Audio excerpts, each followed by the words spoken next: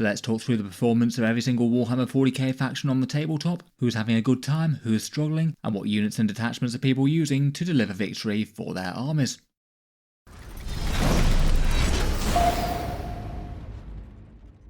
Hello and welcome back to Auspex Tactics, where today it's time for a big roundup of how the armies are doing in game, talking about every single faction in order of tournament win rates.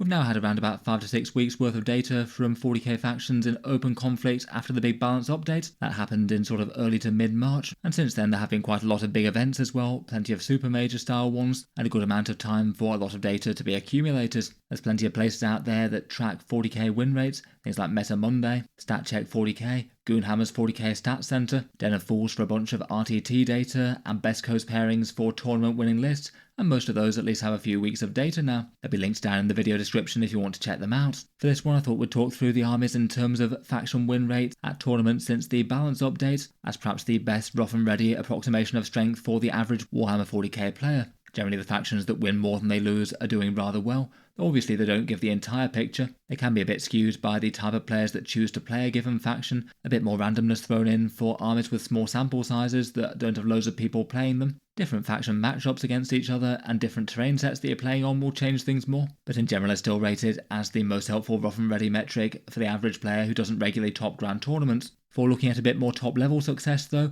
I'll also throw in the numbers of big tournament wins since the balance updates. Some factions are far ahead of others there. The play rates of armies at tournaments, which do depend on the number of collectors a faction has, but do tend to go up and down depending on army power and success, and then the percentage of players that seem to make it to the top tables of events. For this one, getting at least 4 wins at a grand tournament or more, and might be another general gist of which factions seem to be good when played to a high level. Overall balance in Warhammer 40k really isn't too bad at the moment, particularly if you're playing casually. Choice of army list and player skill are going to be a far bigger factor than choice of faction, and at a mid-tier competitive level the vast majority of armies can compete pretty well with the vast majority of others, though there are always outliers. Maybe at the moment a few armies that seem to be towards the bottom end of the 40k stats. It looks like around about 4 out of 26 armies are outside Games Workshop's target 45 to 55% win rates, at least by my reckoning here. In any case though, let's jump into it. I thought we'd mention the special case of Emperor's Children first, and then go through the armies in terms of lower win rate to higher ones, talking about how the armies have been getting on, the impact of their latest balance changes, and what the majority of people are using on the tabletop right now. First up, as mentioned and shortly to go into more general circulation, we've got the Emperor's Children. At time of recording they've got their interim points cost. Games Workshop will probably release their digital update to say that they're fully tournament live in the Minotaur and Field manual sometime this week, but still some events have been allowing them in, and plenty more have been playing with them more casually. We don't really have any real proper tournament data yet. It seems that Goonhammer's 40k Stats Center has the Coterie of the Conceited detachment on around about 54% wins or so, which does look kind of good, though it might be that the population playing that might be some competitive players perhaps. Will be interesting to see if that maintains when they hit tournaments. Interestingly enough though, it does look like they've already had one 5-0 initial grand tournament run, despite the vast majority of events not allowing them, which certainly seems very encouraging already. That's more than certain factions out there that have been fully in play for the last 6 weeks or so, like Sisters of Battle unfortunately. In any case, for how they're getting things done, they've got their core advance and shoot and charge rule and fallback shoot and charge rule with a few restrictions. They move fast across their army, and it seems that the most popular detachment for them initially is the Coterie of the Conceited right now. That's the one where you get packed points for progressively better army buffs. They're the first ones that you get that are sort of low-hanging fruit. Already add a whole bunch of damage to the army, re-rolling hit rolls and wound rolls of 1 by the time that you get to 3 packed points, and then getting monstrous melee damage buffs after that. For the standout units, certainly some things look more played than others. The Lord Exultant with Infractors hits incredibly hard and can be nice for enhancements. Noise Marines maybe with a Cacophonist, perhaps jumping out of Rhinos maybe. The Winged Demon Prince is really efficient for what he does. Tormentors are excellent objective support, and Lucius the Eternal a nice fighty and surprisingly tanky lone operative. There's less love for Fulgrim himself and the Flawless Blades. They do have some obvious trade-offs. They can move fast and hit hard but aren't really all that tough once they're exposed, and they maybe have some slightly more limited options for dealing with tough tanks at range, and not all of their melee troops do well against them either, which could be a bit problematic if they get screened out of the targets they want to be hitting. Overall though, broadly looking like good news initially for them. Will be interesting to see how they do when they can be used more widely. Getting into the list proper though, let's talk through the factions in order of win rate, and these are 4 of the most struggling armies in Warhammer 40k now, by the numbers at least. As seems to be an ongoing tradition, we're starting with the Imperial Agents. They're also looking like they're on the lower end of Warhammer 40k. We've got the Tau Black Templars and Adeptus Mechanicus currently. As we go along, let's put them on the big win rate chart. For the Imperial Agents, it's more a case of just not really enough data to say anything about them. For the Tau and Black Templars, they're on win rates around about 43, and then Admech, they're on 44, all a bit lower than Games Workshop's previously stated targets. For the Agents, not really too much new to say here. They've got win rates around about 37% or so at grand tournaments, no big event wins since the balance update. They're the least played faction in Warhammer 40K currently. Discounting the upcoming Emperor's Children, they're the 27th most played, and around about 1/5 of the player base versus the lesser played things like Templars, Thousand Sons, and Deathwatch at the moment. For notable tournament successes, looks like just the one person managed to go 4-1 with an Imperialist fleet list over the past 5 weeks or so.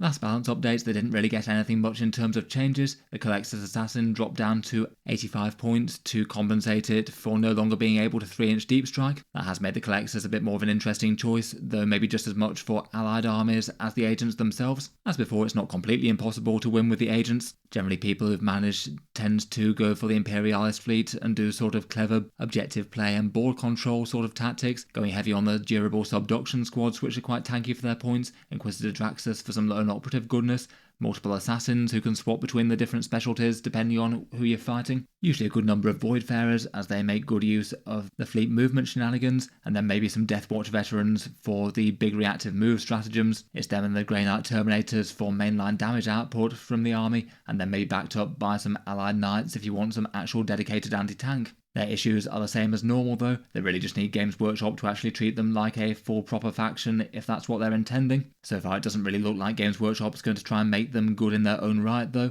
not unless they decide to just radically redo what they're doing so far. It seems at very least you could give them a faction rule as they don't get one if they're not being fielded as allies now, which is worse than every other army in 40k. And otherwise they could do with something that allows them to destroy enemy tanks and vehicles, as without that they just can't really interact with certain armies very well. It'd be nice to have them somewhat strong in some form, though even then it would take a lot more sorting to try and make the order-specific detachments kind of work in their own right. At the moment super weak in game, and more there for people who want to play them for fun and fluff right now. Every so often I'm sure people will manage to do well with them at a tournament or two though.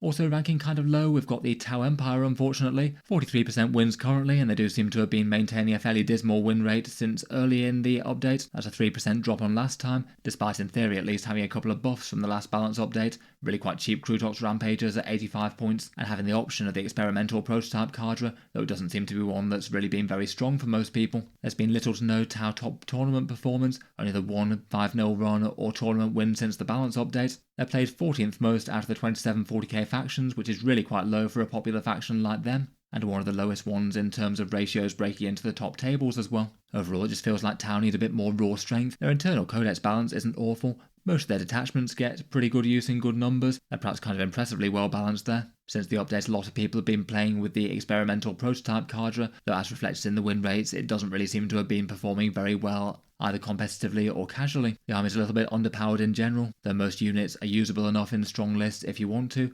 Stealth suits are pretty ubiquitous as they're needed to allow the faction to deal some alright damage. Then commanders with crisis suit block are relevant in most army lists. Devilfish with breaches in Carrion and Montcar are rather nice. Most of the big heavy fire support things are usable enough. Hammerhead, Skyrays, Broadsides, Riptides and the Ghost Kill. And crews are a bit niche outside of their dedicated detachments, but Carnivores are nice enough on objectives. And Rampagers do at least have a solid amount of stats for their cost now. 85 points feels quite cheap for them. Generally Tower often just a little bit harder to play than some factions, given kind of fragile shooting units needing to push up and trade off getting close and getting lines of sight with getting killed. Lots of people are generally criticising the guiding mechanic, given it often leads to firepower being a bit inefficient, and having some big damage tied into stealth suits isn't really the most helpful thing in the world, though it hasn't stopped them being at least alright in the past in 2024. It does feel like the faction needs a boost. Fingers crossed it'll probably be more rules buffs as opposed to points decreases, as Tau units in general already feel quite cheap for the cost.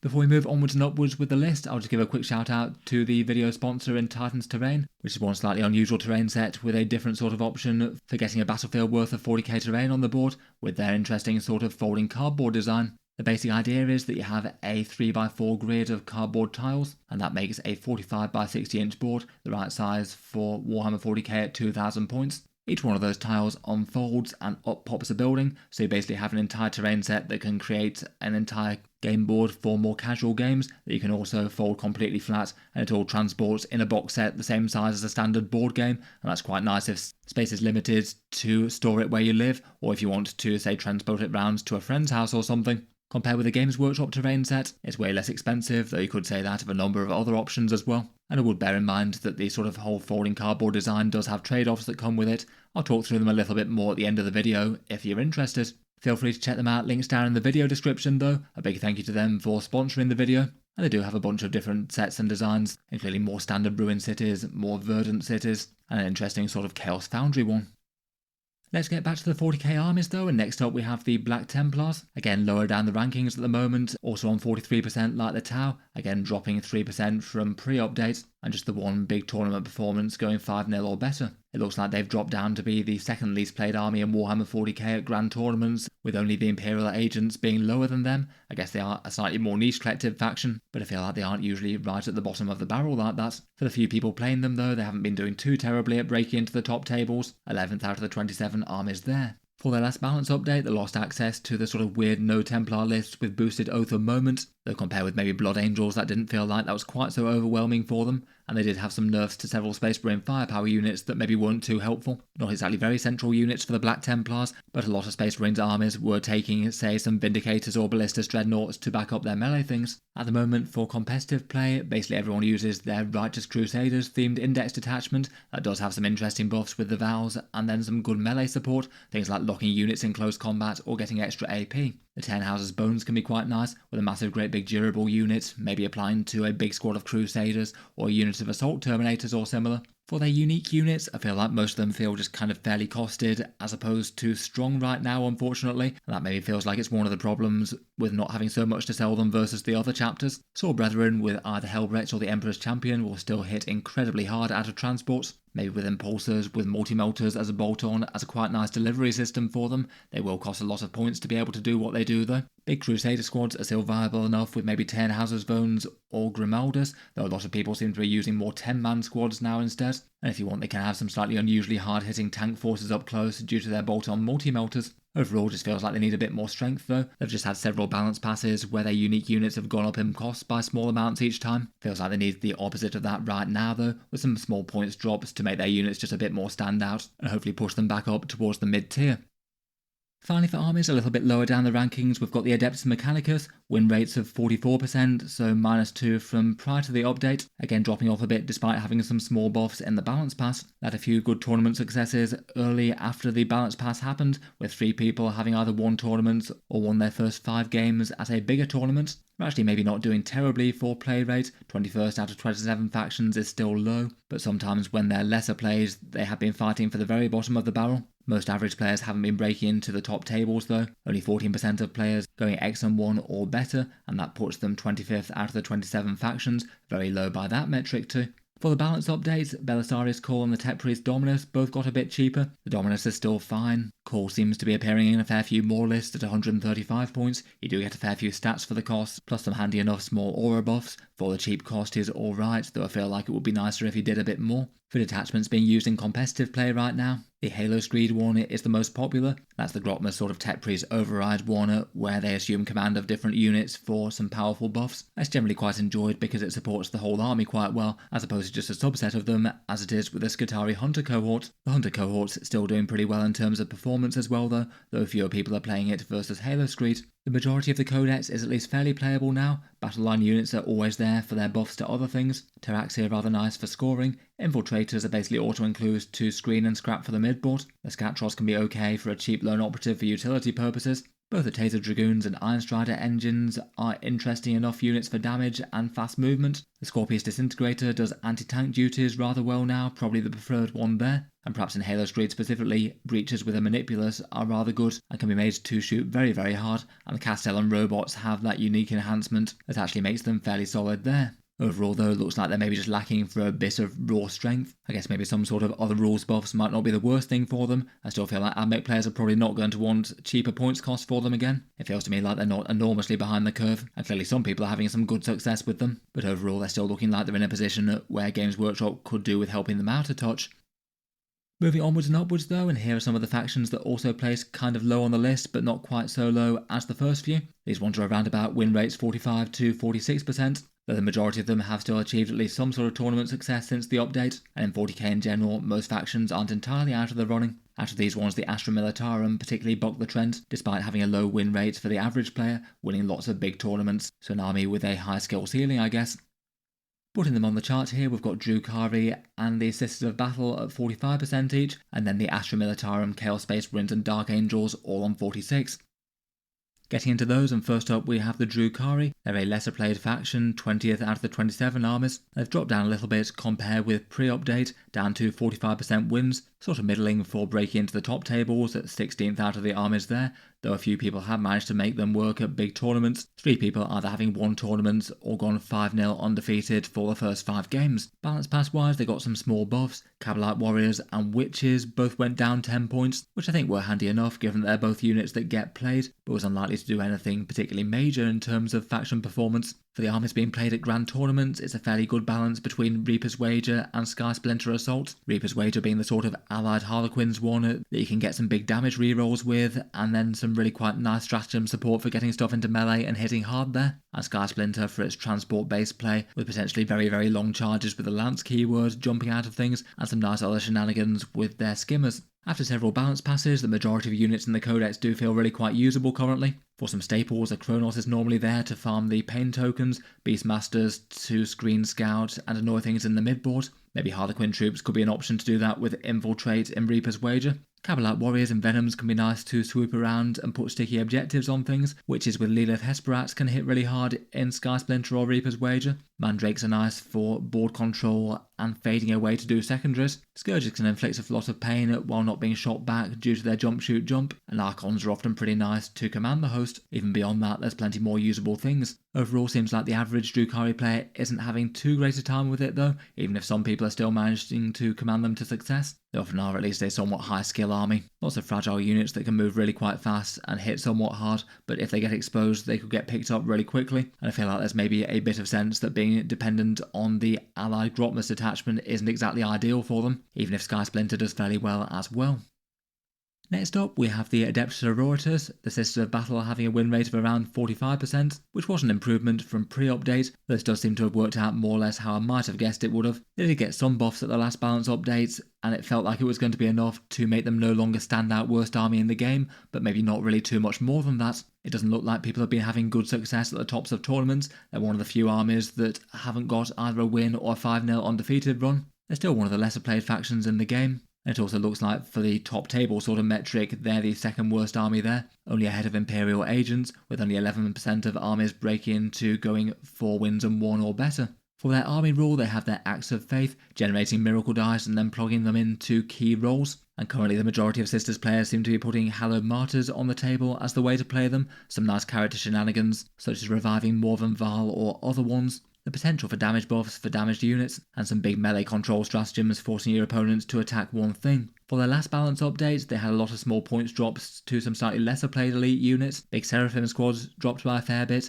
and probably the most standout thing was the drop to the Celestian Sacrosancts. Big units of 10 going down from 150 points to 130 felt very meaningful, and it does look like they're getting some good representation in competitive lists as a result. Otherwise, lots of stuff is usable enough, though overall it's still not adding up to a standout strong faction. Morven Val and some Paragon warsuits are still hugely dangerous. Val, particularly in Hallowed Martyrs, Palatines and Caranesses are solid leaders to lead their squads. Castigators are nice if slightly pricey general purpose firepower that hand out their AP buff. Battle Sisters can move up with Immolators to split them into small efficient units, and the vast majority of other stuff is usable enough in the right detachment. Their jump pack units feel a lot better after the points cuts. Overall though, still feels like they're a bit underpowered after the changes. They were previously quite well balanced before Games Workshop decided to start rewriting big chunks of the faction rules. They're quite fragile units that can easily be killed if exposed, so you need to make big decisions with their units and how to eke the most out of their miracle dice, which they still have in rather short supply. The Triumph of St. Catherine could certainly do with a points cut as well. Next up, we've got the Guard, who are sitting on a win rate of 46% for the average 40k player. They've dropped 5% from pre-update, though they're still really quite a popular army to put on the table. 5th out of the 27 factions with their recent codex, and their Krieg kits getting a release. Their tournament stats really are kind of interesting. Only a very small amount of people seem to be making it onto the top tables, placing towards the lowest end there at 23rd out of the 27 factions. But in terms of outright tournament wins or 5-0 undefeated runs, they're one of the best armies. 11 people managing to have made that work since the Bridgehead strike nerfs. I feel like that's often been the case for Guard in the past, seeming like an army that you can play in different ways, but in the hands of a player who really knows them inside and out, can keep tanks safe and use orders well, they're a really intimidating force to reckon with at the top end of 40k. Overall seems like kind of hard to win with the average player, but great players can take them far. For their core rules, they get orders that they can broadcast around the table with boxes, either giving you extra movement, extra firepower, or various other useful things, and that can prompt a few big decisions and some very different ways that you can play with the same units if you want to.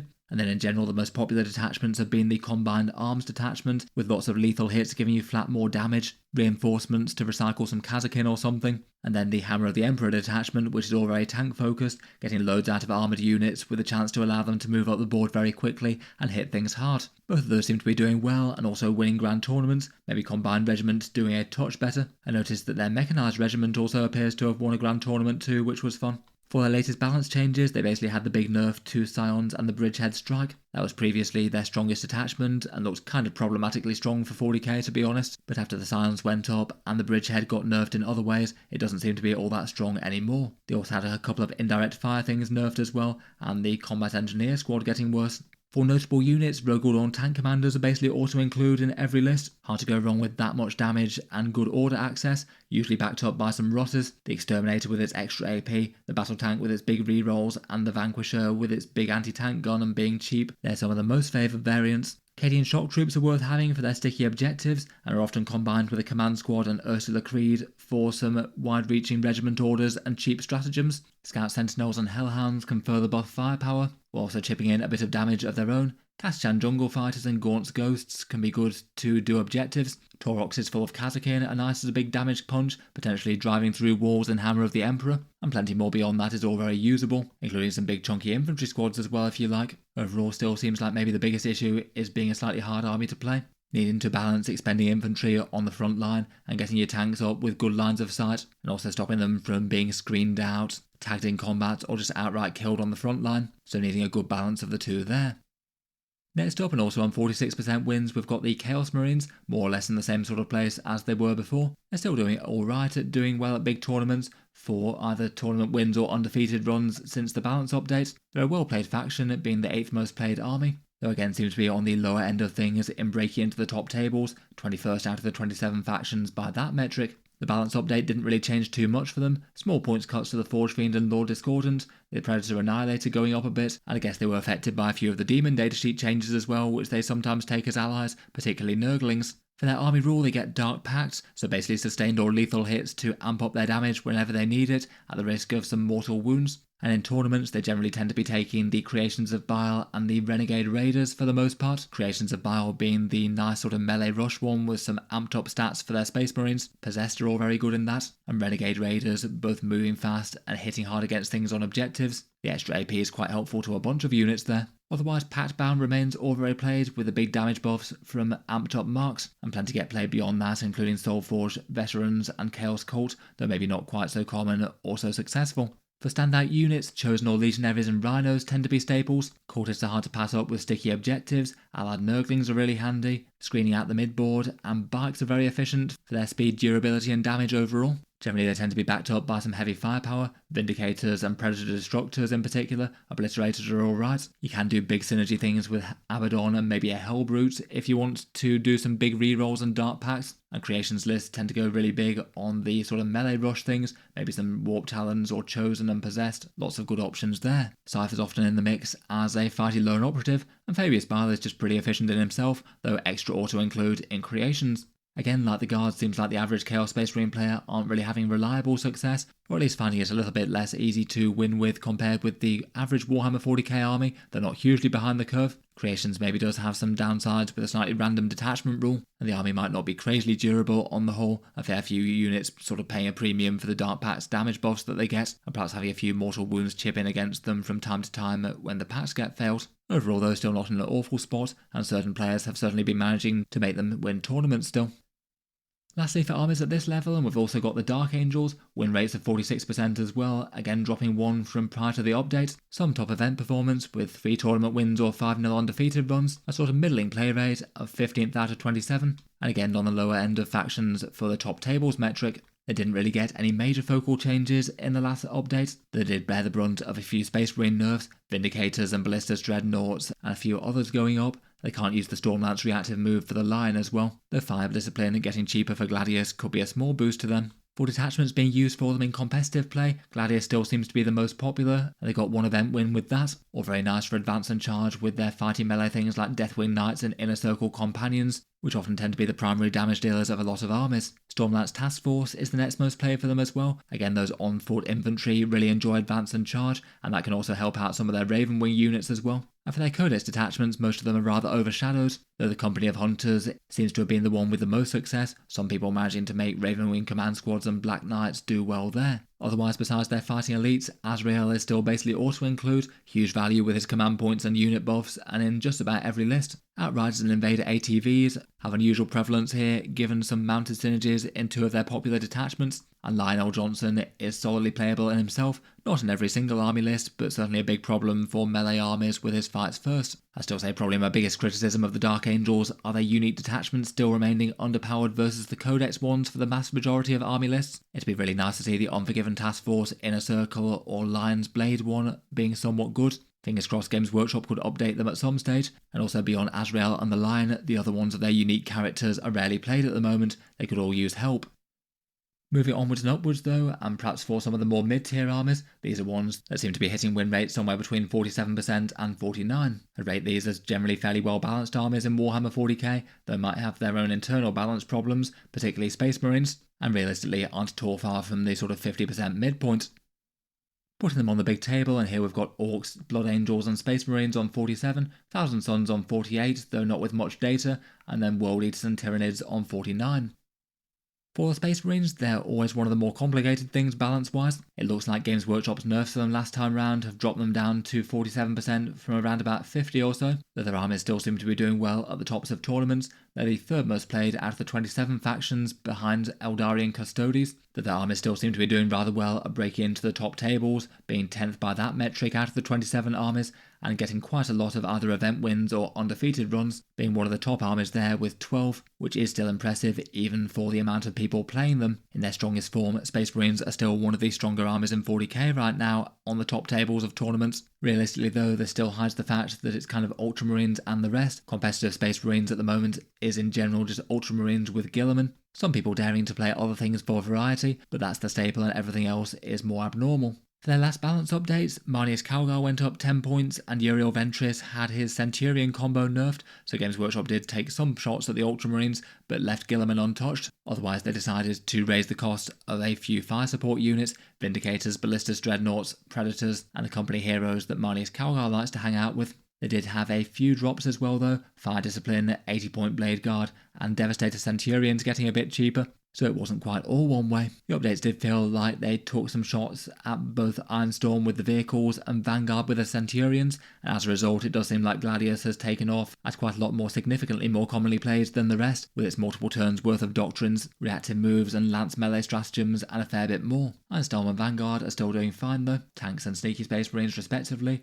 Firestorm is still fairly popular, though as usual doesn't really seem to be having too much success, and some people occasionally use Librarius or Stormlance as well. Stormlance again doesn't seem too terrible. Almost all of them are running Ultramarines with Guilliman though, Guilliman in particular for his free stratagems and doubling up on the Space Marine core rule in Oath of Moments, which is just extra good since it got the +1 to wound benefit, and it means that you can really build around him and he sort of warps an army. He tends to be the staple and is still often joined by Marnius Calgar rustling up command points. Despite the nerfs, Ballistas Dreadnoughts and Vindicators still seem to be big staples on the gun line as well. They're still going to have the damage to destroy big enemy threats, and 2+ armor saves are hard to take down. Then usually there's a very healthy amount of skirmish scoring units, infiltrators to deny the home field, scouts for the midfield, intercessors for sticky objectives and anti-horde, incursors to mark targets, company heroes to go with Calgar, and then a combi lieutenant often makes an appearance marking targets in the midboard and also just being an annoying lone operative to catch up with. There's plenty of other stuff that's very playable though, and often varies a lot depending on the detachment for the core damage combos.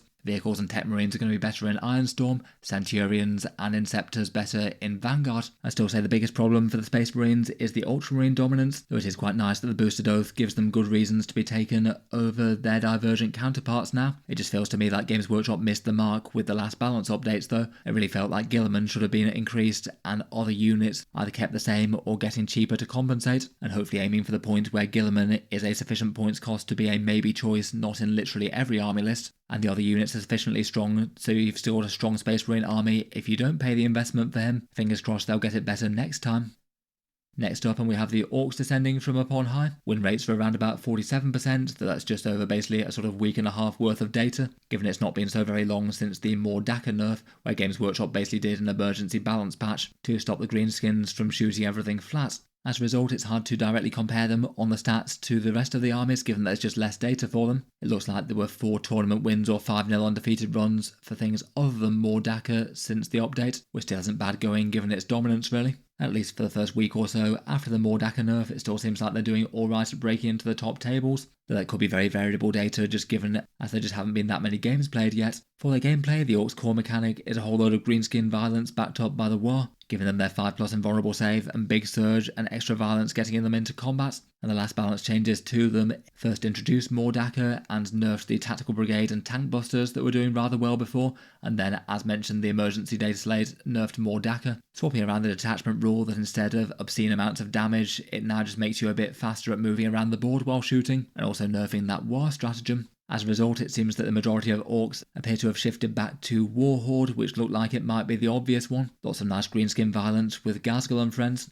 People seem to be still using the other detachments though. Bully Boys, Tactical and Green Tide all have some players, as does Dreadmob. Will be interesting to see if the Orks go back to more or less what they were using before. Previously it was things like Breaker Boys, Knobs and Beast Snagger Boys, usually led by bosses and jumping out of transports. Maybe some flash kits along for the ride as well. Possibly some tank busters that you do pay a premium for them now. Grots for some excellent cheap objective control, Storm Boys bounding around to score, and Ghazghkull plus Mega Knobs is pretty brutal in close combat and can handle the majority of things that he's thrown at in the war. Kind of early days with the win rate yet. It could wind up they settle a bit higher or a bit lower than this, though overall it seems that they're doing okay and can still win tournaments even without Mordaka. The issues facing them, maybe it feels like it's just a shame that Mordaka seems to be quite so brutally nerfed. Feels like perhaps they could have been brave and given it sustained hits 1 or something. I'm not sure if that still might have been a bit overblown though, I don't know. Otherwise it would be really nice to see something for the Cult of Speed. The Speed Freak units just aren't very efficient currently.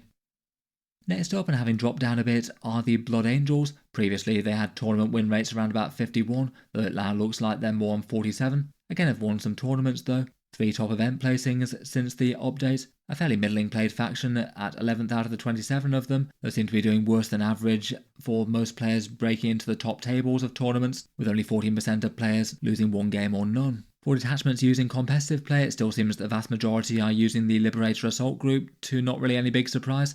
+2 strength and +1 attack when you charge in is pretty brutal and all very Blood Angels, plus advance and charge and Red Rampage can make any assault unit hit extra hard. There's still some love for the Angelic Inheritors as well though, their character-led damage buff one with some rerolls to hit, and a few other cool synergy options as well. I feel like at least on the tournament scene, perhaps the biggest impact for them was the loss of their Bloodless Angels thing with the boosted Oath armies that they had. It was weird to allow Blood Angels both the Liberator Assault group and the +1 to wound Oath, and was a weird incentive not to take their unique units, which was a bit weird. Otherwise for the balance updates, Blood Angels list did seem to be making good use of things like Vindicators, so them going up in points won't have helped. They did get some Death Company points decreases, and 80-point Blade Guard certainly feels interesting enough for them, but overall still doesn't seem like they're having quite as big an impact as they were before. For their notable units, the vast majority of armies built around Sanguinary Guard. At 130 points, they're a very efficient datasheet. They might be led by Dante, or perhaps captains in the Angelic Inheritors. A Death Company block with Lamartes is pretty reasonable enough to send bounding into the fray. Assault Intercessors providing their rerolls to captains, maybe with Rage Fueled Warrior, is a nice combo. Jump Intercessors are just great here in general, nice cheap units to do secondaries and they still hit hard. And often armies still might be supported by some Space Marine gun tanks, perhaps some Gladiator Lancers or a Vindicator or 2. The Sanguinor and Mephiston as well are both really good lone operatives, fast moving and fights first and disruptive. Overall still not really in too bad a place. The Liberator Assault Group is a pretty fun and punchy detachment. They're like a few melee armies at the moment, needing to make some big decisions as to what units they send thrown into what enemy squads. It's going to be painful if you swing and miss at any points. Otherwise, might be nice to see a few more options in the Codex get a bit better. The Lost Brethren and Angelic Host are basically unplayed, and a fair few of the Death Company datasheets still just seem a little bit undertuned or just not really relevant. Would be cool to see some improvements in one way or another. Next up, we've got the Thousand Suns on 48% win rates, dropping down 2 from prior to the update, but they haven't had any tournament big wins, and they're one of the lesser played armies in the game, fighting for the bottom spot of the more normal armies with Black Templars and Deathwatch. Seems that the average player is doing quite well at getting to the top tables of tournaments if they take Thousand Suns there. There's maybe a bit of chance of randomness with that stat given how low the player base is.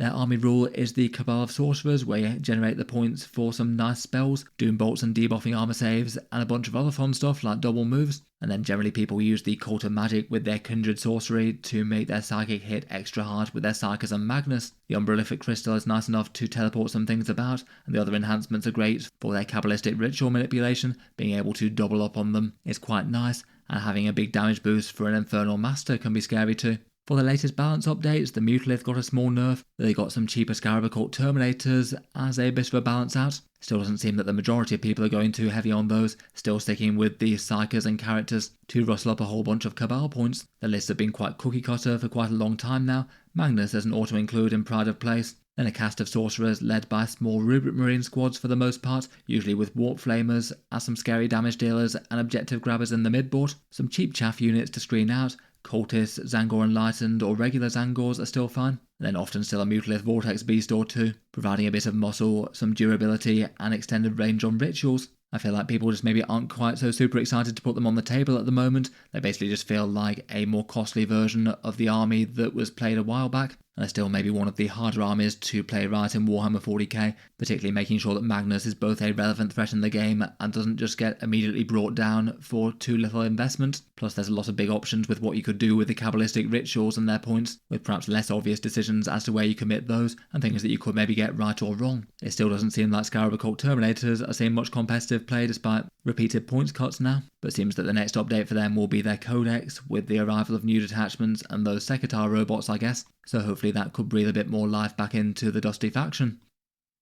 Next up, we've got the Bugs from Beyond the Galaxy with the Tyranids. They're winning around about 49% of games, so dropping down 1 from pre-update, pretty much in the same place. Doing alright at the tops of tournaments with 5 wins or 5-0 undefeated runs. Generally quite popular still, 7th out of the 27 factions, kind of understandable given 10th edition and Leviathan, and doing sort of fine and middling for the average player reaching the top tables. Their balance changes weren't huge, though were impactful I thought. They've got a pricier Exocrine and Tyrannifex, but not so much that they're bad units, and then the Trigon went down, as did the Neurolictor and Hive Tyrant, and both of those two are pretty usable datasheets already, so certainly really relevant there. Their army rule has their Synapse for boosted strength and better leadership within range, and then Shadow in the Warp for army-wide battle shock, potentially with stacking debuffs for things like Synapse and the Neurotyrant. And for their detachments that are most commonly played currently, Invasion Fleet is by far the most common still. It's just got some very useful stuff with its big damage buffs, the 5+ Feel No Pain, some handy stratagems including potentially regenerating quite a lot of multitudes, and also some good enhancements as well.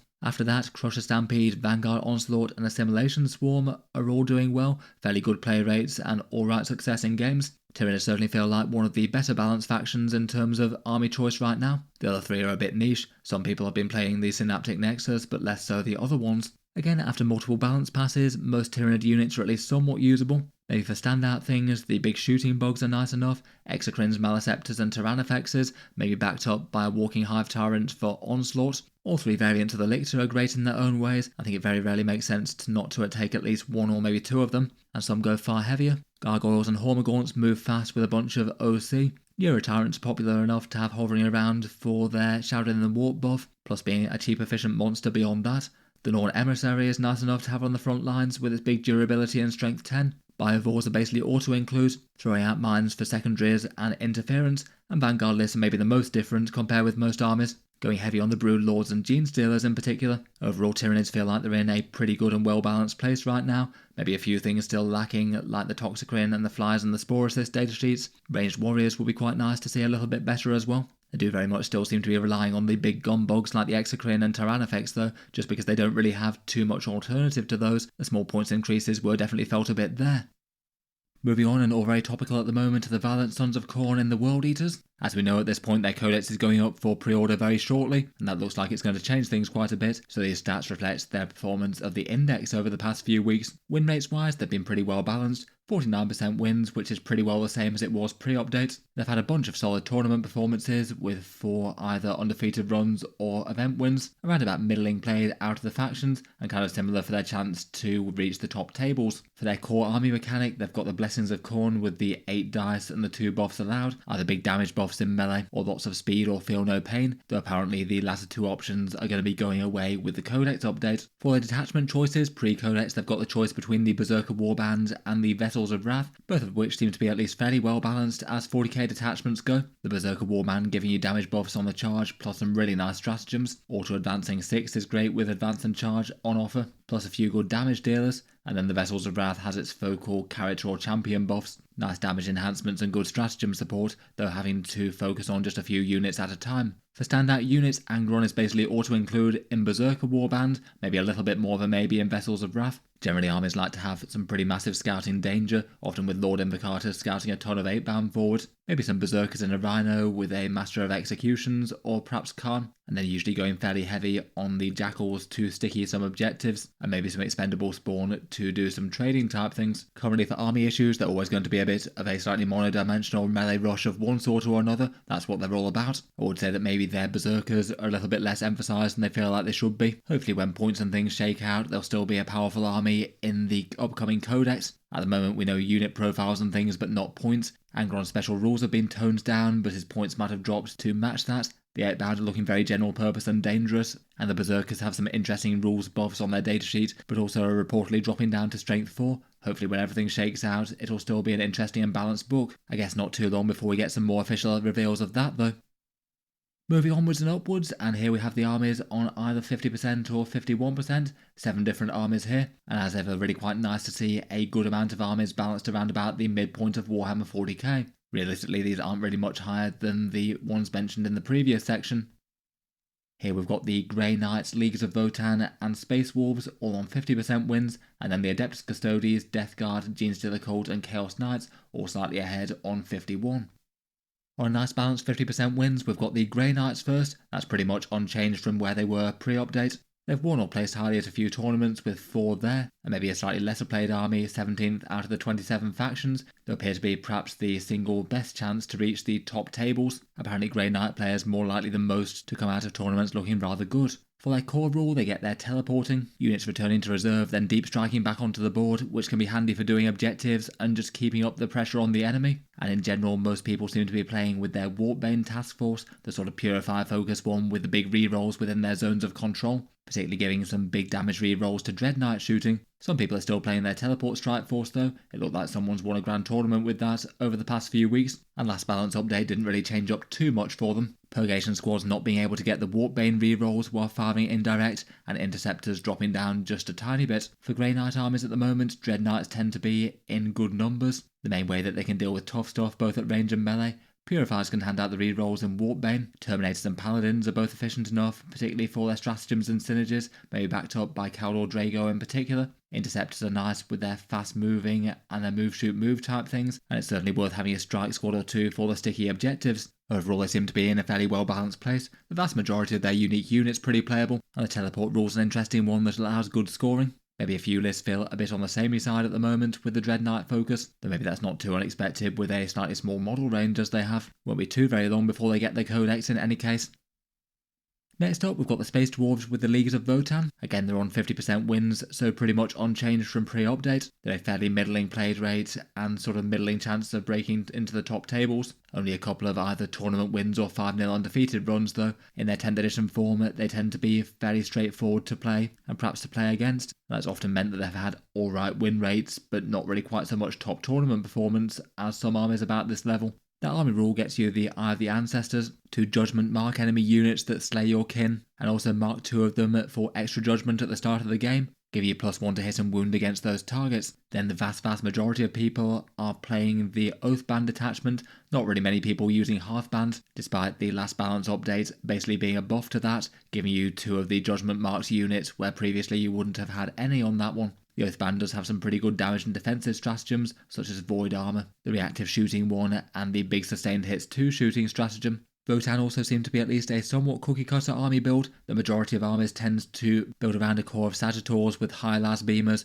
filled with some Hearthkin or some Chthonian Berserks, often a pair of Land Fortresses, usually armed with the conversion beamers, probably a squad of Homekin Jaegers, and then a few units of Pioneers with their biker autocannons. Some small squads of Hearthguard and occasionally some Thunderkin might round out an army list. Overall still seems that they're broadly doing fine. A fairly chunky damage and defense style army. I'm sure a lot of Votann players are waiting for their 10th edition Codex update where they'll hopefully get a bunch more units. Hopefully should be a good time for the kin later in 2025.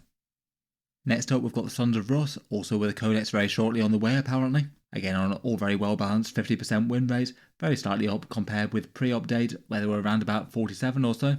3 either event wins or 5-0 tournament undefeated runs, which is at least fairly good going given that they're one of the lesser played factions of 40k, 19th out of 27 and maybe towards the top end of the more notably lesser played factions, and it does seem that that small band of warriors playing the Space Wolves have been placing towards the upper end of tournaments, and it looks like they're second on that metric for their chance to only lose 1 game or less. For their army rule they get the Space Marine Oath of Moment, and then either tend to use the Stormlance Task Force or the Champions of Rus. Stormlance giving you some army-wide advance and charge, and a whole bunch of things that really help out the Thunderwolves, particularly the -1 to hit and wound stratagem at range, but a bunch of other good stuff too. And Champions of Rus is a pretty fun fluffy detachment now, starting with one of your powerful sagas active, and then hopefully opponent depending there might be the chance to activate a few more with lots of characters. In the last balance change, nothing really much changed for them. They can't borrow the boosted oath anymore if you don't take their unique units. And again, like the other Divergent chapters, if they were borrowing Vindicators or other certain Space Marine firepower units, that'll cost a bit more than before. For standout units, their Thunderwolves are still a big deal. Often 6 Thunderwolves, a battle leader, and a Wolf Lord or some variety leading them into battle. They're good both in Stormlance and Champions. Bjorn the Fell-Handed is a powerful datasheet. Ragnar Blackmane can hit hard maybe with a Blade Guard. Logan Grimnar's got big rerolls that he can hand out and could potentially just be used as an individual threat in Terminator armor if desired. And Wolfen still might not be able to do objectives, but they can hit hard with their damage 2 hammers. Beyond that, there's a whole load of variety as to which Codex Space Marine units that tends to get backed up with. Maybe jump intercessors, scouts, infiltrators, or some fire support. There's some good variation of approaches. In general though, broadly stats-wise they seem to be in a fairly good place prior to their Codex update. I guess they're going to have quite a lot of different models reinterpreted and probably lose a whole bunch of data sheets to Legends as well. Fingers crossed Games Workshop keep the important stuff around. For the armies now winning above an average amount of games, first up we've got the Adeptus Custodes, win rates 51, so just a tiny bit lower than pre-update. They're the single most played faction in competitive 40k at the moment, around about 9% of players more or less. Though as often tends to be the case with Custodes, they've got a lot of people playing them and a good win rate, but not really quite so much good performance at the tops of tournaments for those numbers. They've got 5 event wins or 5-0 undefeated runs, but that more broadly reflects the amount of people playing them as opposed to them having an unusually good chance of getting there. They're also similarly kind of mediocre on their chance to reach the top tables. For their core rule, they get Martial Qatar for some big damage buffs, sustained or lethal hits in the fight phase, and just in general, they're an army all about big tanky stat lines with 2+ saves, 4+ invulnerables, and very hard-hitting melee. Their last balance changes had some points increases for Blade Champions and Wardens, but they still remain an absolute pivotal staple of the army. They move fast and they hit hard and are very tough. Some decreases for Custodian Guard and the Shield Captains, nerfs to the Solar Spearhead Dreadnoughts and an option or 2 from that detachment, and gaining the fairly powerful Lines of the Emperor detachment with some big damage buffs for units fighting in isolation. The Lions detachment has taken over as the most played Custodes one, lots of powerful stuff in that and some good stuff for Shield Captains as well. Alorus Custodians tend to be more popular there, and you can unleash the Lions to send them different ways if you'd like to. That can mean you have a lot of individual Terminators teleporting around the board, which can be fun. And otherwise the most played detachments are Solar Spearhead still, which still seems to be a very competitive detachment with the Dreadnoughts, if a bit less so than before, and Shield Host is still doing alright.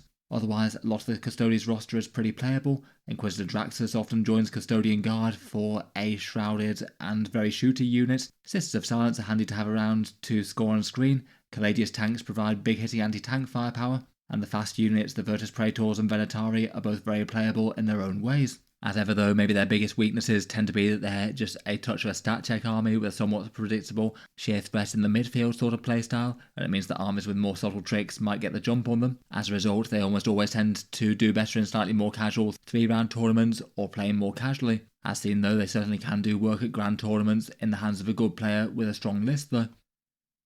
Next up, and also on this level, we have the Death Guard. 51% wins, and again unchanged from prior to the balance pass. 3 event wins or 5-0 undefeated runs. A fairly good play rate, with being 10th out of the 27 40k factions, though maybe a little bit similar to the Custodes, as a very slightly low chance for top table placings, though only losing 1 game or fewer. As ever, they get their contagions of Nurgle, so the -1 toughness aura plus a bonus plague from their detachment, often a bonus AP -1 against armoured foes, that you could swap it out for a -1 to hit if that makes more sense. In general, it is still the plague company that tends to get used more, as that's still the one that provides the extra contagions, though it does seem that in the new codex that's going to be part of the core rule, so that could be a big boon to the fly-blown host, which could get a lot more dangerous with the extra AP on the go at the same time. For their last balance update, their Predators increased a bit, the Blight Horse went down a touch, and a few allied Nurgle Demons had some datasheet changes, which was relevant enough given that they use Nurglings quite a bit. In competitive lists, the vast majority of their unique units are pretty playable. Typhus and Mortarion are almost in every single list. It's really hard to go wrong with the sheer damage and defense of Deathshroud Terminators as well. They often tend to have quite a good amount of demon engines and other firepower like Predator tanks. Rhinos full of Plague Marines with melee weapons, and the Biologist Putrefier or the Foul Blight Spawn can be seriously big damage dealers up close, and allied War Dogs can also get extra value out of the debuffed enemies from the contagions. Perhaps for downsides, being somewhat slow and quite debuff focused, they might be a little bit predictable at wanting to deal damage up close and slowly moving forward to you to do that, but they certainly still have a fair bit of raw strength, particularly with some datasheets like those Deathshroud. There's still some units that maybe are a little bit lesser played, the Blightlord Terminators in particular, so hopefully the new codex can shake things up for them. Will be interesting to see what takes off for them after the codex is out. Looks like they're getting some other cool stuff, like actually tougher Plague Marines at toughness 6, and Mortarion potentially getting more dangerous. The Genestealer Cults are also up on 51% wins, and again are pretty well the same as they were prior to the balance update, only having one small nerf in the changes, with bigger neophyte blocks going up by 15 points, but that definitely not being enough to turn people off them for things like Host of Ascension with their character damage buffs. They're a slightly lesser played faction at 18th out of the 27 armies currently, though as it goes that's generally quite high for them compared with some other armies in the game right now, and seem to have been doing quite well at a high level. 3 big event wins or 5-0 undefeated runs, and around 20% of people making it to the top tables. In game, their core rule is the Cult Ambush, units reappearing later with their resurgence points, and most units can deep strike when they do. Their detachments may be a little bit better balanced than some of them, but the current standouts tend to be the Host of Ascension for big damage dealing when they're coming out of reserves, Biosantic Broodsurge for its melee focus with Pure Strains and Aberrants being the order of the day, and the final day allied with Tyranid Vanguard organisms, where they often tend to go very heavy on the lone operatives like Lictors. Outside of detachment-specific units, Achilles Ridge Runners are still pretty great wherever, and small units of Acolytes can be good for objective scoring, plus potentially generating a few command points as well. Overall, seems like Games Workshop have got them in a good place. They may be a slightly higher skill faction to play. If they go toe-to-toe with the enemy in a 1-for-1 damage contest, they're probably not going to do so well, but they do have interesting stuff that should usually mean that they're getting the first strike, and have some cool stuff for doing well with objectives. Finally, for armies at this tier, we've got the Chaos Knights, again on 51% wins, and a little bit higher than they were in the last balance update, gaining plus 2% from that, it would seem. Again, they seem to have either won or gone undefeated for 5 games in 3 tournaments, a sort of a middling played faction, though a little bit lower chance to get onto the top tables compared with most, perhaps as often tends to be the way with Knights at big grand tournaments. As with the Imperial Knights, they play very differently to the rest of 40k armies, a whole army of big stompy walkers, and usually going really heavy on the War Dogs at the moment. For some reason, Games Workshop keeping the War Dog Carnivore and War Dog Brigand as basically the most efficient units in the codex for pretty well the entirety of 10th edition right now. Their last balance update did actually at least give some decreases to 3 Titanic Knight variants. It still doesn't really seem to have moved the needle at all on what people are bringing, and War Dog spam is still very much the most common thing. For their detachment rules, they get the big battle shock with Harbingers of Dread and Forged in Terror, so there's more battle shock tests going around, and you're more likely to fail them. It can actually mean that there's a few more points denied by them. They've got a sticky objectives enhancement that could go on a War Dog Stalker, their Diabolic Bulwark stratagem, walk through walls, and the ability to get extra damage with War Dogs all focusing down one target. Most Chaos Knight lists also tends to enlist some demons for help, maybe some screening Nurglings. Plague Bearer sticky objectives, or some others. Plenty of the big knights really aren't all that far behind or all that bad. It seems to be the competitive consensus that it's 0-1 on the big Titanic knights, and plenty of them are pretty usable, though I think it will be a lot more fun if more of them were viable. As we've had for almost 2 years now though, that's been the biggest criticism of the army. As always with knights, they'll tend to be a bit of a stat check army, being a little bit predictable, and generally doing far better against more casual lists than hyper-competitive ones. Will be interesting to see what happens with them with their codex later in the year. Finally, we get into the very top of the meta, and it looks like, at least by win rates, these are the 5 strongest armies in Warhammer 40k. It does feel that for various reasons these guys are a bit ahead of the majority of the rest of them. Even having said that though, unlike Orks prior to the Mordaka nerf, they're all at 55% wins or below. They're still losing a hefty proportion of their games, though it does seem that they seem to get more played as a result, and 4 of the 5 seem to have pretty disproportionate wins at the tops of tournaments. Maybe the Knights a bit less so than their peers as just mentioned. It might mean that some of these have more chance of having balance adjustments compared with some of the other factions out there, and might be first in the line for nerfs if Games Workshop hands out any of those. In any case, putting them on the chart, here we have Necrons and Aeldari at 52%, Chaos Demons at 53%, Imperial Knights at 54%, and Deathwatch seeming to be at the top of the stats win rate wise at 55%. Going through those, and the Necrons also haven't really changed so much since the last update. 52% wins, which seems the same as it was previously. Doing quite well at the big event wins, with 8 either tournament victories or 5-0 undefeated runs, so the 5th best there. They're a popular army, being the 6th most played faction at top tournaments, and also appear to be one of the best factions for breaking into the top tables, with 22% of their armies doing so, making them 3rd out of 27 factions. Their last balance change was a small increase to Doomsday Arcs, which seems sensible but very much doesn't seem to have held them back, though perhaps it was a factor in Awakened Dynasty also being fairly even to the Starshatter arsenal now. Their core rule is reanimation protocols, so units tend to regrow wounds over time if you're not able to fully wipe one out. That can be particularly nasty on ones that have big barriers to damage like Catan, and for detachments using competitive play, the main choice seems to be between Awakened Dynasty and the Starshatter arsenal. Awakened Dynasty with their +1 to hit with characters, some cool enhancements, and some pretty powerful stratagems, particularly on lead units. And then Starshatter Arsenal with its extra damage against objectives, and their big synergies with Doomsday Arcs and the Silent King, both of which are really quite threatening. Seems like both of them are doing okay, both in terms of top tournament success and win rates. Other than those, for the Starshatter Arsenal, a Canoptek Reanimator could be a good idea given the extra reanimation stratagems, maybe a Hexmark Destroyer to bear enhancements, and perhaps Imatech being along to fund those expensive stratagems. For Awakened Dynasty, it's usually going to be more character heavy, Immortals plus characters for some nice Tesla fire, maybe Orokin and Warriors for an unusually tanky blob, or Scorpex and Scorpet Lords in small units. They're pretty effective general purpose damage dealers. Katana's still solid and scary enough, but maybe not all to include. And then Necrons have a fair few small objective support scoring units, Flayed Ones, Death Marks, Lone Locust Destroyers or Scarab Swarms, maybe some Tomb Blades potentially. In general, most things are usable enough in their own detachment, and some people do play the others as well, Hypocrites maybe being the next most popular out of the big two. Overall, Necrons feel like they're in a pretty great place in Warhammer 40k, slightly above average win rates and good tournament performance, and fairly well balanced with a couple of solid playstyle options. They do have quite a wide variety of units and answers to a bunch of problems. I guess could be nice to see some buffs to some of the lesser played detachments perhaps. The Destroyer ones always felt kind of far behind, and the Triarch one could maybe use a bit of help. In general though, they feel alright, fairly strong but not crazy overpowered, and with some good options. Next up we have the Aeldari, win rates of 52%, so a little bit higher than last time. So for the average player, maybe not a crazily overpowered faction, but at the top end of tournaments they can certainly do the work. They've got 15 either tournament victories or 5-0 undefeated runs, which is basically the best now given that the Orks would be the only army that beat them, and most of those victories are with the now nerfed Mordaka. That's still a very impressive ratio, even despite being the second most played faction at big tournaments. Clearly a big endorsement, as people see them as one of the strongest ways to win the game, and also fairly stand out on the chance to get into the top tables as well. The Aeldari haven't so very long had their codex with its new battle focus mechanic, plenty of interesting movement shenanigans that you can do, some of them being out of sequence, and a lot of things to remember between that and a bunch of stratagems they might have. The last balance changes that they had were some points nerfs to several strong Aspect Warrior units plus Wave Serpents and Azaman, though I feel like perhaps out of everything that Games Workshop did in the last balance update and when they fixed Mordaka, that does basically feel like it's left the Aeldari with maybe the single strongest detachment in Warhammer 40k in the Devoted of Iniad,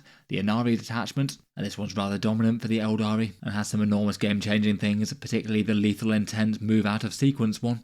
though with a healthy access to some shooting buffs, fights first, and a few other shenanigans from their core mechanic. On top of that, it also gives them more unit access as well, with a bunch of Drukhari ones, some of which are usable. If Rain with a big squad of Incubi is rather scary, and the Incarnate is pretty good too. Though you do have the trade-off of not being able to take some of the Phoenix Lords, which are also rather good. The Aspect Host is the second most players and also seems to be pretty successful, but not to the same level as the Inari. Both for Inari and the Aspect Host, the Aspect Warriors are in pride of place. Usually multiple squads of Fire Dragons with their awesome anti-tank damage up close and the speed to get them there. Striking Scorpions for the mid-board with big melee damage and a good threat range. Warp Spiders with their 24-inch teleport, kind of feeling like almost a 3-inch deep strike but better there, and some torrent attacks. Dark Reapers for some big hitting damage punch, maybe more commonly in small units, seeing as the bigger unit went up a bit more. Howling Banshees for a long charge across the table, and maybe some Wave Serpents to support them. Autarchs are nice enough to get them stratagems for free.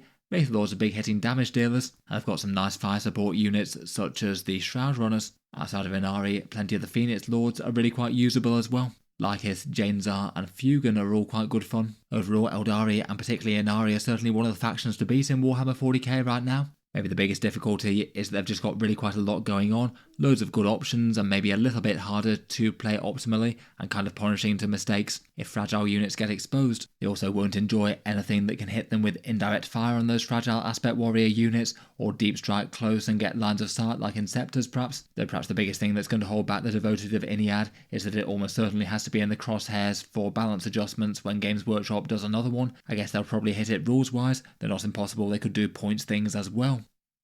Next up and still right towards the top of the pack in 40k in general are the Chaos Demons. They've actually dropped down a bit from sort of 56% win rates or so, which was largely driven by the powerful antics of the Legion of Excess of the Slanesh before, but that got nerfed in a big way, and Chaos Demons got a big index rewrite, lots of datasheet rules rewritten, plenty of things getting better, and also adding in the powerful Shadow Legion as well, the Bellicor themed one with deity-specific buffs, and the option to throw in a few Chaos Space Marines into the mix. As a result, Demons seem to be doing pretty well indeed. They're the fourth most played army in the competitive game at the moment, and have taken 12 big event wins or 5-0 undefeated runs. That's joined second with Space Marines, only beaten by Aeldari, and again are breaking into the top tables far more regularly than most factions in the game. Again, they're clearly one of the armies to beat at the moment by multiple metrics. For their competitive detachments, it's a fairly good mix between Shadow Legion and Demonic Incursion. Shadow Legion having the deity-specific things is really nice, plus 2 of the enhancements are really powerful indeed. You can have Bloodthirsters scouting across the board, or hitting a unit in melee and then disappearing off the board, maybe to Rapid Ingress again.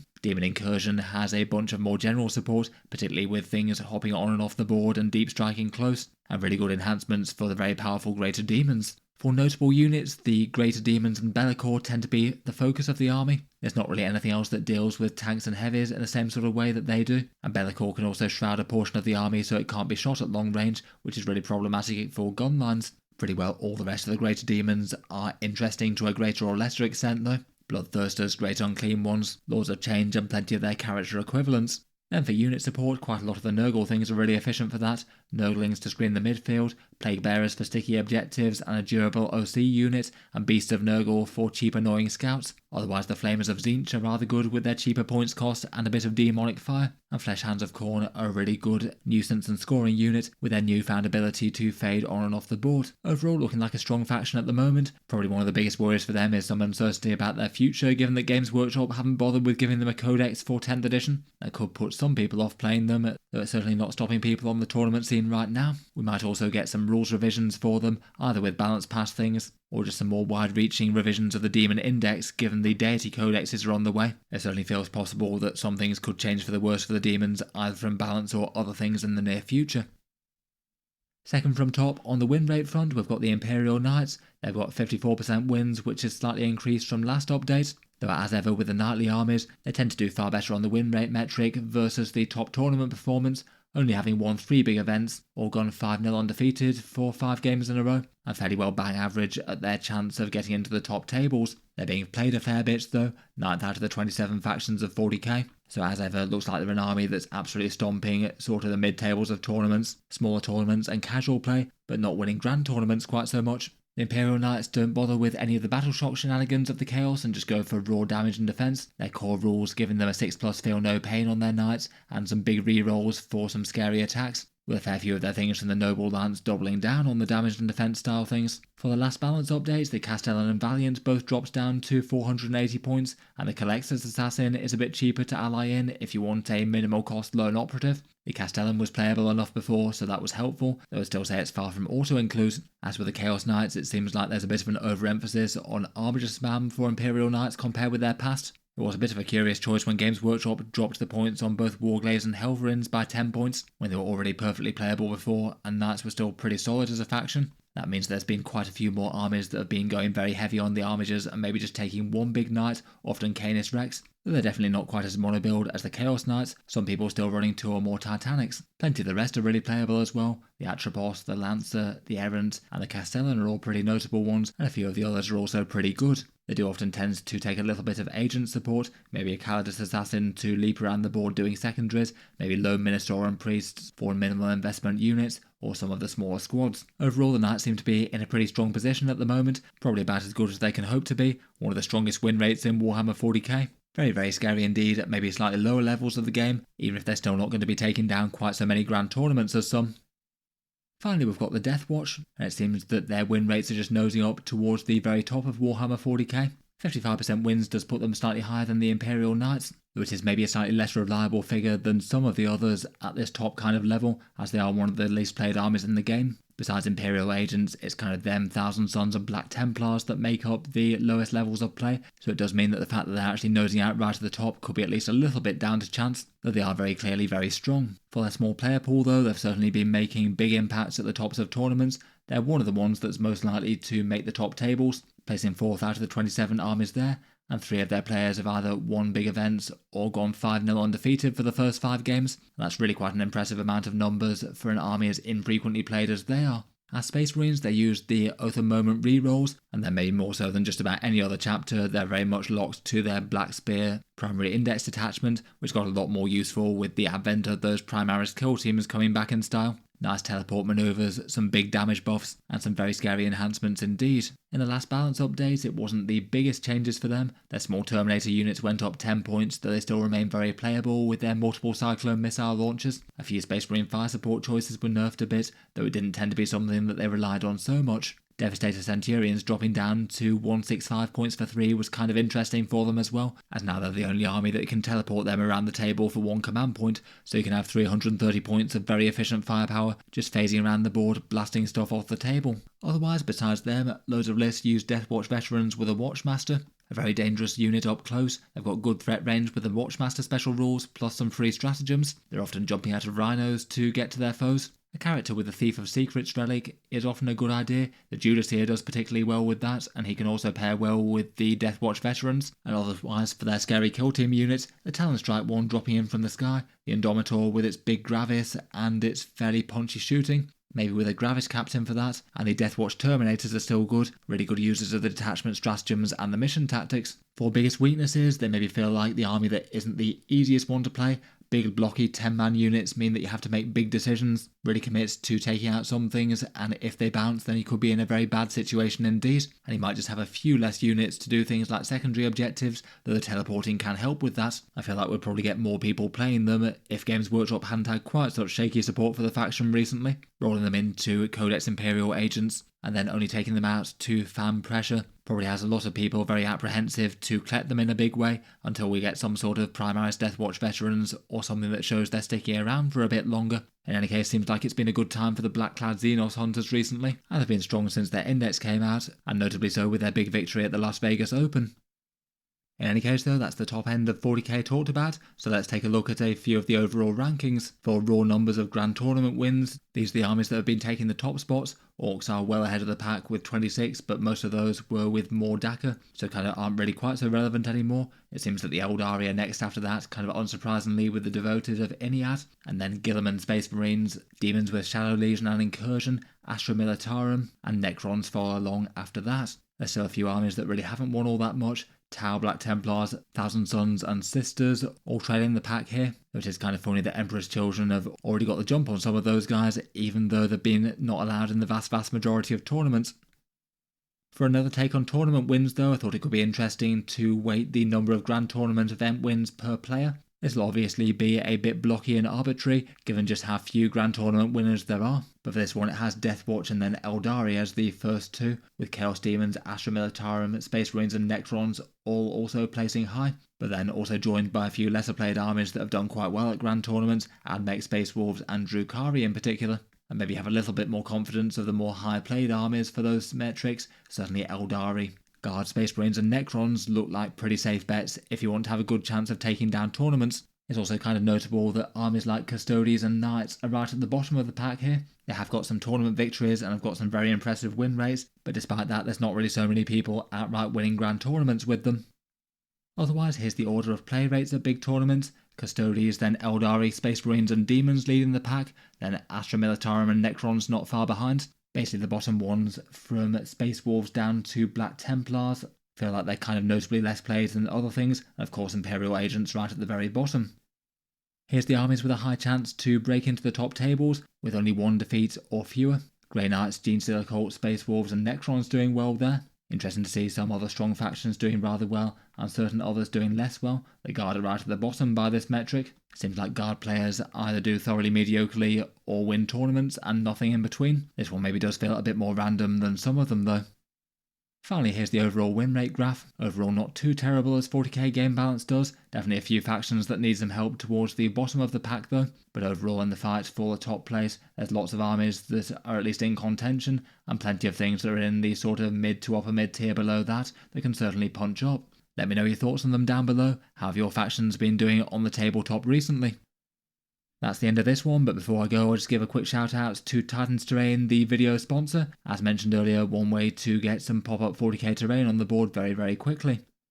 With their pop-up folding design, I certainly rate them as a terrain set that's got some bigger pros and cons compared with most of them. Being able to fold flat means that it's just really easy to store and transport it, or fitting in a box set the same size as a normal board game pretty much. It is far cheaper than a whole board of Games Workshop terrain, or at least somewhat comparable to MDF, and for people without too much hobby time spare, it doesn't need painting or assembly time, ready to go absolutely immediately.